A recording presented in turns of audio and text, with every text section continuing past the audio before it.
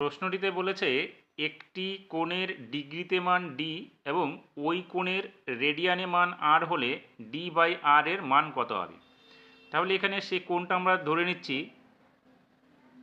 ধরি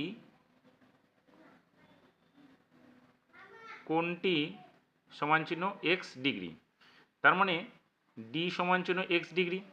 এবার এই এক্স ডিগ্রিকে যদি আমরা রেডিয়ানে বের করি তাহলে লিখতে পারি আর ইকুয়ালস টু এক্স বাই 180 পাই। তাহলে এটা বেরিয়ে গেল আমাদের আর এর মান। এবার আমরা কি করব,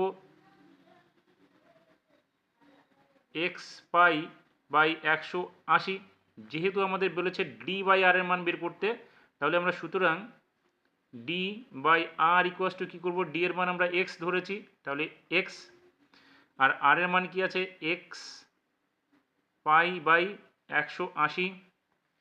তাহলে এটা কি হবে, উল্টো হয়ে যাবে, সেক্ষেত্রে হবে x into 180 by x pi, x x কেটে যাবে, তাহলে থাকবে কত 180 বাই পাই।